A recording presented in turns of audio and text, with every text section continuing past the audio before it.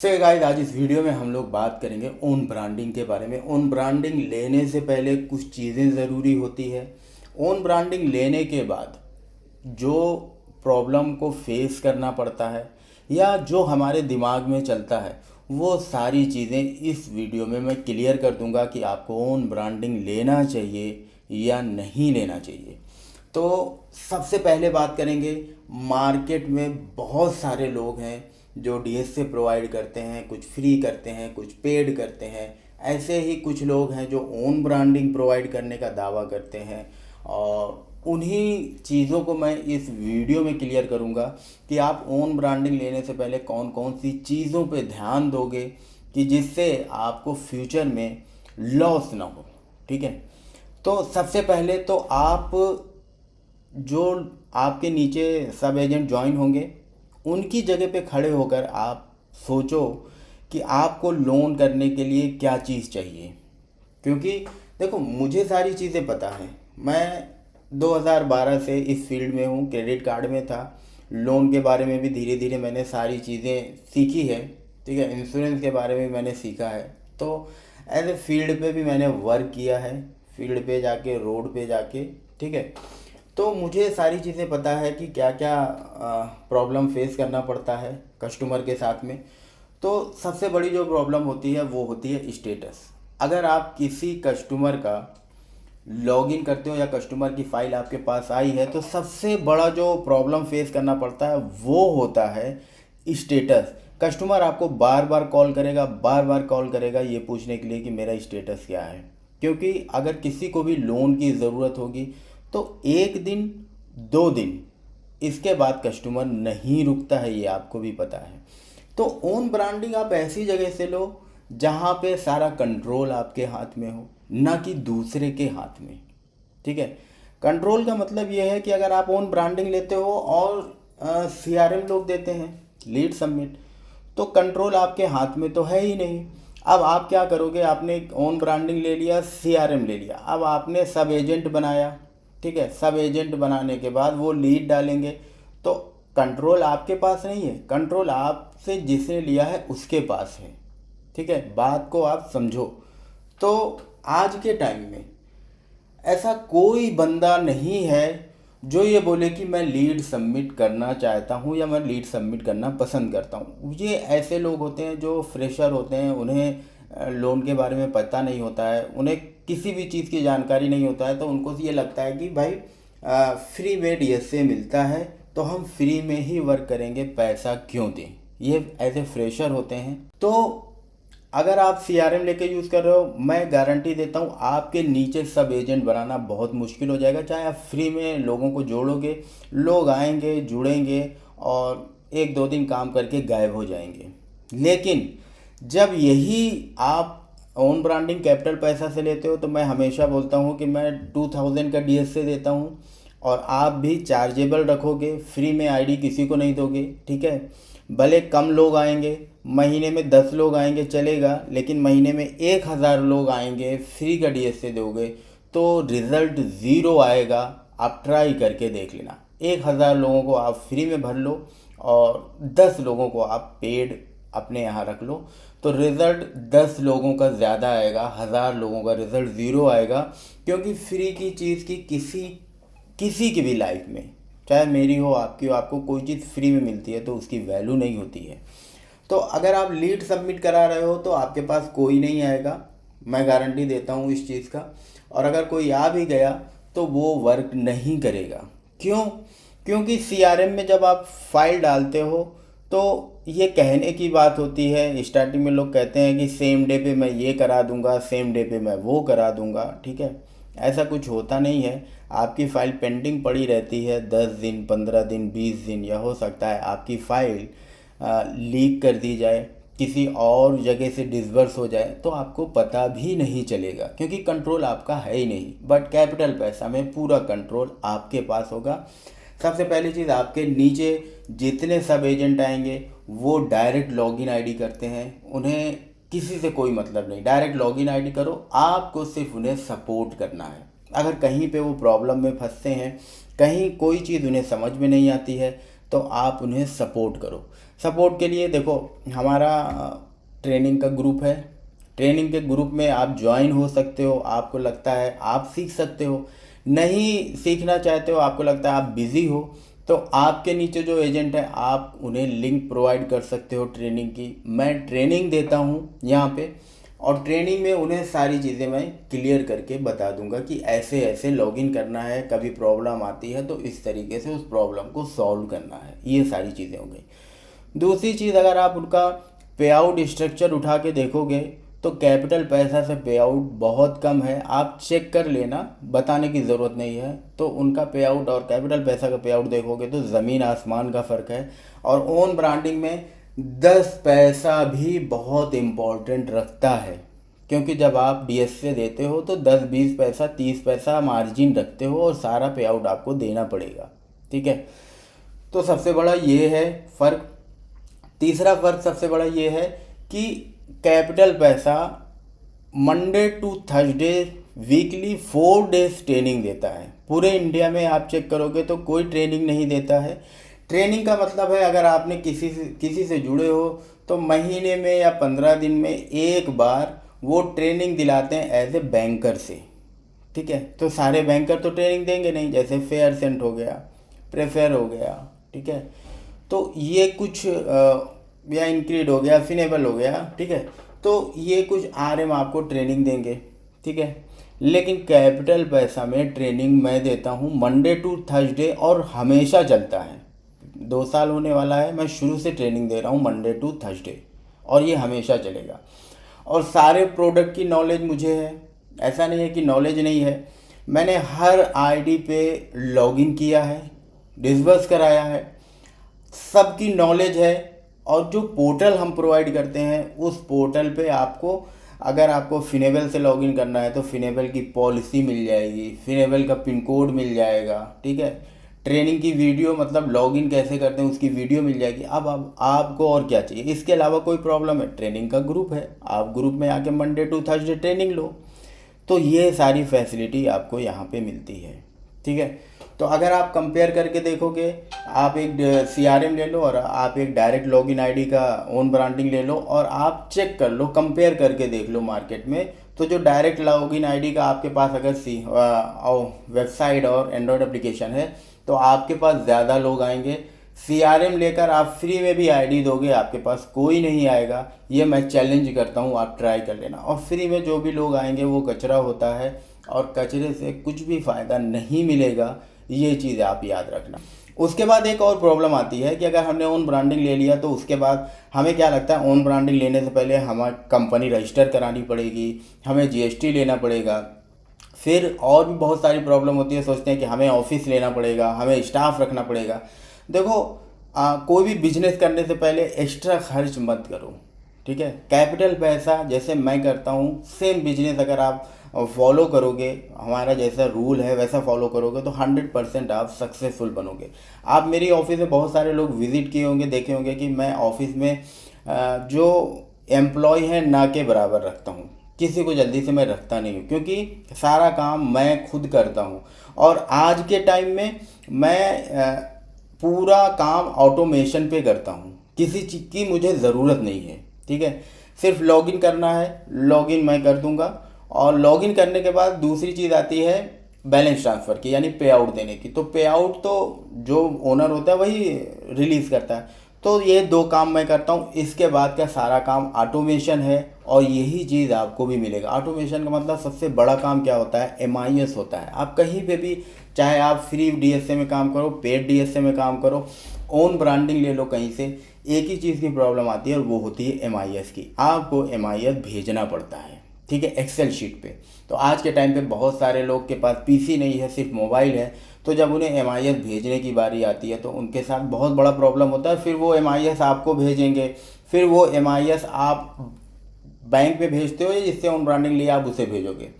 तो क्या होता है, आपको टाइम बहुत लग जाता है। उसके लिए आपको एक अलग से स्टाफ रखना पड़ता है कि भाई इतने MIS आए हैं, और उसमें क्रॉस चेक करना पड़ता है कौन सा डिसबर्स हुआ है, कौन सा डिसबर्स नहीं हुआ। फिर जब आप पेड करते हो तो वहाँ पे लिखना भी पड़ता है कि मैंने इस बंदे को पेड कर दिया है, तो इसके लिए एक अलग से स्टाफ रखना पड़ेगा। लेकिन कैपिटल पैसा पूरा ऑटोमेशन पे है, आपको ना कोई स्टाफ रखने की ज़रूरत है। सिंगल आदमी हो, घर पे बैठे हो, घर पे बैठ के आप ओन ब्रांडिंग बनवा सकते हो और अपना काम पूरा ऑटोमेशन पे एक नंबर का कर सकते हो। जो दूसरे लोग टाइम लगाते हैं MIS बनाने में, MIS फिर भेजेंगे आगे, फिर उसके बाद MIS भेजने के बाद जब पे आउट करेंगे फिर उस पर एक्सेल शीट पे जाके लिखेंगे कि इसको पेड हो गया, ये अनपेड है। ये सारी चीज़ें ऑटोमेशन आपको मिलने वाली है। तो ये सारी चीज़ें मैं आपको वीडियो में दिखाऊंगा लैपटॉप की स्क्रीन पे, तो आप देखने के बाद समझ में आएगा कि आप घर पे बैठकर बिना एक एम्प्लॉय रखे आप अपना काम स्टार्ट कर सकते हो। ठीक है, तो चलिए चलते हैं लैपटॉप की स्क्रीन पे और हम ये देखेंगे कि आपको जो मैं दूंगा वेबसाइट या एप्लीकेशन, वो वर्क कैसे करेगा, आप लोगों को ऐड कैसे करोगे, और MIS का वर्क कैसे काम करता है हमारे ऑटोमेशन पे। तो चलिए चलते हैं लैपटॉप की स्क्रीन पे। सबसे बड़ा चीज़ ये है वर्क कैसे करना है। तो आपके नीचे जो सब एजेंट होंगे वो आएंगे पार्टनर लॉगिन पे। पार्टनर लॉगिन पे जब क्लिक करेंगे तो यूज़र ID पासवर्ड मांगता है, तो रजिस्ट्रेशन बिना किए आप लॉगिन नहीं कर सकते। और रजिस्ट्रेशन करने के बाद भी जब आप अप्रूव करोगे उसे, तब वो लॉगिन कर सकता है। तो हम यहाँ पे अपना लॉगिन कर लेते हैं, आपको दिखाते हैं पोर्टल, जिसमें आपको काम ना के बराबर करना पड़ेगा। ठीक है, लॉगिन हो गया हमारा। अब आपका सब एजेंट ने लॉगिन कर लिया। पार्टनर लॉगिन पे जब लॉगिन करेगा तो ये सब एजेंट के लिए है, यहाँ पे आ जाएगा वो बंदा। तो यहाँ पे देखोगे हमारे यहाँ सबसे पहले रिकॉर्डेड वीडियो मिलती है जो ट्रेनिंग देते हैं। ऑफिशियल व्हाट्सअप चैनल है, ज्वाइन कर सकते हो। क्रेडिट कार्ड यहाँ पे देखो क्लेम योर पे आउट MIS है, तो credit card, instant loan, personal loan, business loan. अभी इसके नीचे bank account opening, home loan, loan against property और इंश्योरेंस का आ जाएगा। ठीक है, इसके बारे में अभी मैं समझाता हूँ कि ऑटोमेशन कैसे है। तो अगर किसी के पास सिस्टम नहीं है, लैपटॉप या डेस्कटॉप नहीं है, तो मोबाइल से MIS बनाना बहुत डिफ़िकल्ट होता है, वो चीज़ मुझे पता है। ठीक है, आप मोबाइल से MIS नहीं बना सकते हो एक्सेल शीट पे। ठीक है, और फिर नीचे आएंगे तो यहाँ पे आप देखोगे तो चेक सिविल स्कोर, फ्री में सिविल स्कोर चेक कर सकते हो। ज्वाइन व्हाट्सअप ग्रुप, इसके अंदर ट्रेनिंग की ग्रुप, बहुत सारे ग्रुप होते हैं, मैं दिखा देता हूँ। यहाँ पे क्रेडिट कार्ड ग्रुप होता है, सबके अंदर आपको बैंकर मिल जाएगा। यहाँ पे ट्रेनिंग की ग्रुप होती है। तो हम बैक जाएंगे। ठीक है, यहाँ पे नीचे आप आओगे तो क्रेडिट कार्ड का option, bank account, demat account, personal loan, instant loan, new app loan, business loan, bad CIBIL loan करते हैं ओनली दिल्ली से NCR में, होम लोन, कार लोन, ये सब आएगा। तो अब अगर यहाँ पे हम बात करेंगे क्रेडिट कार्ड की, क्रेडिट कार्ड पे आप क्लिक करोगे सेम ऐसा आपको मिलेगा। HDFC बैंक के अंदर जितने भी क्रेडिट कार्ड होते हैं वो सारे लिस्ट यहाँ पे मिलेगी, आपको सब चीज़ पता चलेगा। रिन्यूअल फ़ी कितनी है, एनुअल चार्जेस कितना है, या एलिजिबिलिटी के लिए कितना अमाउंट चाहिए, यहाँ पे नीचे ऊपर सब दिया है। वेलकम बेनिफिट क्या मिलेगा। अप्लाई नाउ पे आप क्लिक करोगे तो ऑफिशियल वेबसाइट पे जाके आपको अप्लाई करना है। ये हो गया क्रेडिट कार्ड का। उसके बाद आप के नीचे जो है वो बैंक अकाउंट भी ओपन कर सकता है, यहाँ पे बैंक अकाउंट ओपनिंग का भी है। ठीक है, बैंक अकाउंट ओपनिंग के बाद आप आके डीमेट अकाउंट भी ओपन कर सकते हो, ये चीज़ आपको मिलेगा ओन ब्रांडिंग में। और उसके बाद पर्सनल लोन की ID सारी मिल जाएगी, वीराइज, फिनेबल, इनक्रीड, बहुत सारी ID है। मनी व्यू है, 5 है, इनक्रीड है, IDFC बैंक है, HSBC है, इंडसइंड बैंक है, छोटा वाली ID 15,000, फेयर्स एंड, बजाज फिनसर्व, पिरामल है। उसके बाद Poonawalla Axis bank, Yes bank, Kotak है, ICICI, इंडसइंड बैंक है, और नीचे आप आओगे तो मुथूट फाइनेंस है। ये हो गया पर्सनल लोन की ID। आप ID चेक कर लेना, 45+ ID आपको भी मिलेगी। ठीक है, एक भी ID कम नहीं मिलेगी, और ID ऐड होती रहती है। नेक्स्ट मंथ में ये हो सकता है 55+ ID होगी, 10 से ज़्यादा ID फिर आने वाली है। ठीक है, पर्सनल हो गया। इंस्टेंट लोन में आप आओगे तो आपको unity, prefer, IDFC first money, IndusInd bank, Poona वाला, 5, क्रेडिट प्लस, मनी व्यू, ठीक है, ये मिल जाएगा। और सेम ऐसे बिजनेस लोन की ID भी आपको मिलेगी। यहाँ पे ऐप लोन भी है, न्यू ऐप लोन में आप जाओगे तो यहाँ पे आपको राम फिनकॉर्प किस्त और ₹112 मिल जाएगा।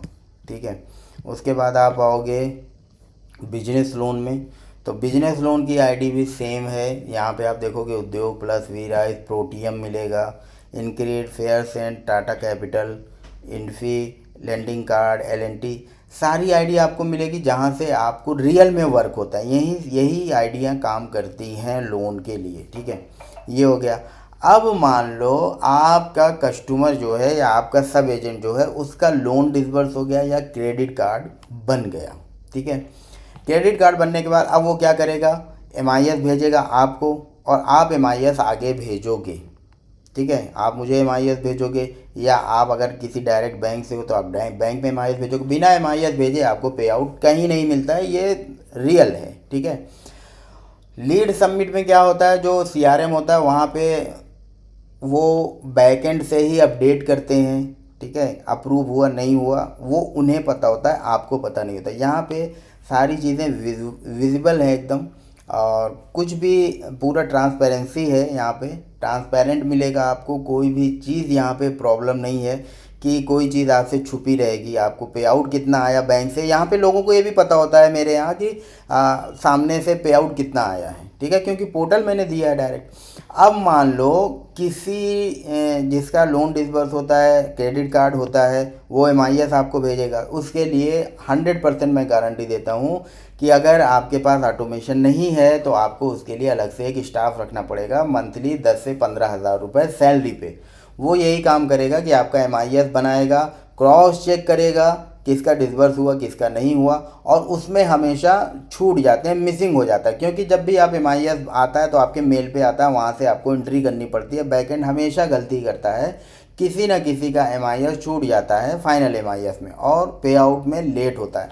वो चीज़ मेरे यहाँ पे भी प्रॉब्लम थी, मैंने देखा, इसलिए इसे ऑटोमेशन कर दिया। अब हम बात करते हैं, यहाँ पे आ जाते हैं, इसे क्लोज करेंगे सब।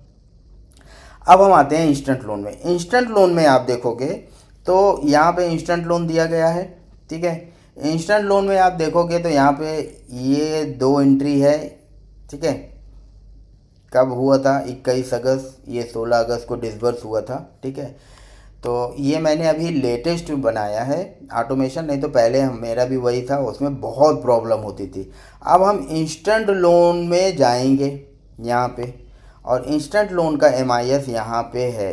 तो अब मान लो आपके नीचे कोई सब एजेंट है और उसका लोन डिसबर्स हो गया, तो डीएसए कोड वो अपना डालेगा। हम लोग डीएसए कोड इशू करते हैं, तो CA1071।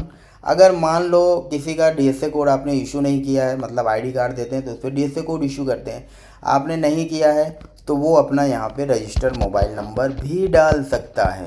ठीक है, तो वो यहाँ पे अपना रजिस्टर मोबाइल नंबर डालेगा 258। अब यहाँ पे एप्लीकेशन नंबर पड़ता है। एप्लीकेशन नंबर का मतलब ये होता है कि कहीं पे भी आप क्रेडिट कार्ड करते हो, लोन का काम करते हो, कहीं पे भी, तो हर जगह आपको एप्लीकेशन नंबर मिलेगा। तो जो एप्लीकेशन नंबर रहेगा वो एप्लीकेशन नंबर वो बंदा डालेगा। यहाँ पे कस्टमर का नाम डालेगा, कस्टमर का जो भी नाम रहेगा वो डाल देगा। यहाँ पे कस्टमर का मोबाइल नंबर डालेगा वो। ठीक है, तो कस्टमर का मोबाइल नंबर जो भी होगा वो यहाँ पे डाल देगा। अब जब इंस्टेंट लोन में यहाँ पे क्लिक करेगा तो ऐसे आएगा, यूनिटी फाइनेंस में हुआ है, प्रेफर में हुआ, सारी आईडी आपको यहाँ पे दिखेगी। मान लो इनका प्रेफर में लोन हुआ, प्रेफर सेलेक्ट करेगा, डिसबर्स डेट सेलेक्ट करेगा, ये बहुत इंपॉर्टेंट है। तो अगर डिसबर्स मान के चलो आज 25 है और आज ही डिसबर्स हुआ या कल डिसबर्स हुआ था, तो हम 24 सेलेक्ट करेंगे, 24 अगस्त 2025। डिसबर्स अमाउंट कितना डिसबर्स हुआ, मान लो 3 लाख रुपए डिसबर्स हुआ। अब कस्टमर लोकेशन का मतलब होता है कौन सी लोकेशन का था, मान लो लखनऊ का है। ठीक है, तो यहाँ लखनऊ डालेंगे। मान लो असम का है तो यहाँ पे असम डालेंगे। ठीक है, अब यहाँ पे देखोगे कस्टमर पैन कार्ड नंबर। अब यहाँ पे कस्टमर का पैन कार्ड नंबर आपको सिंपल सा डालना है। इतना डालने के बाद वो बंदा आपको करेगा सेंड। ठीक है, तो जब वो सेंड कर देगा, यहाँ पे देखोगे योर सबमिशन वाज सक्सेसफुली। अब ये चीज़ पहले क्या थी, ये हमारे मेल पे आती थी, और हमारे बैकएंड टीम में एक एम्प्लॉय इसके लिए एक्स्ट्रा रखे थे कि वो वहाँ से एंट्री करता और एक्सेल शीट पे ले जाता, और फिर मंथ एंड होने के बाद हम उसको जैसे प्रेफर में है या यूनिटी में है तो हम उसे वहाँ पे भेजते हैं MIS, फिर वहाँ से आता डिटेल कि कौन कौन सा आपका अप्रूव हुआ है। उसके बाद हम उसे पे आउट जब देते, पे आउट देने के बाद फिर एक्सेल शीट पे वो जाके एंट्री करता कि इन्हें पेड हो गया, इनका अभी पेड नहीं हुआ, ये सारी चीज़ें। तो इससे बचने के लिए हमने ऑटोमेशन किया। अब यहाँ पे आप देखोगे इंस्टेंट लोन में जो हमने एंट्री की थी वो आ चुकी है। 7311R के ये प्रेफर, ठीक है, 3 लाख असम ये हो गया। और यहाँ पे ऑटोमेटिक डेट कैप्चर करेगा कि आज 25 अगस्त है तो 25 ही करेगा। अब इसमें फ़ायदा यही है, यहाँ पे हम बनाएंगे कि स्टेटस पे आउट और ये बना रहेगा। अब मान लो कि इसका क्लियर है, ठीक है, हम यहाँ पे डाल देंगे पेड, यहाँ पे अनपेड, यहाँ पे अनपेड, ठीक है। तो इस तरह से आपका ऑटोमेशन हो गया। जो आप एम्प्लॉय रखने वाले थे वो आपके बच जाएंगे और आपको मेहनत नहीं करनी पड़ेगी। आप मंथ एंड में खोल के सिर्फ चेक करोगे कि कौन सा लोन कितना अमाउंट का आपका डिसबर्स हुआ है। सिर्फ आप यहाँ पे आके एक क्रॉस चेक कर लोगे तो कोई भी MIS बनाने की जो झंझट होती है वो सब ख़त्म हो जाएगी। यहाँ पे क्रेडिट कार्ड का आप देख सकते हो, क्रेडिट कार्ड के जितने भी कार्ड डिस्पैच हो चुके हैं उनकी डिटेल यहाँ पे आ चुकी है। तो ये बहुत सिंपल है और स्टाफ ना रखने के लिए ही मैं ऐसा करता हूँ, क्योंकि स्टाफ कहीं ना कहीं गलती करता है, ये आपको भी पता है। तो ऑटोमेशन होने से हमारा बहुत सारा टाइम बच जाता है, पे आउट टाइम पे जाता है, हमारे नीचे जो सब एजेंट काम करते हैं। तो इस तरीके से आप अपना बिजनेस अच्छे से रन कर सकते हो और सपोर्ट के लिए कैपिटल पैसा आपके लिए हमेशा बैठा है। सो गाइज़, अभी के लिए सिर्फ इतना ही। फिर मिलेंगे किसी और वीडियो में।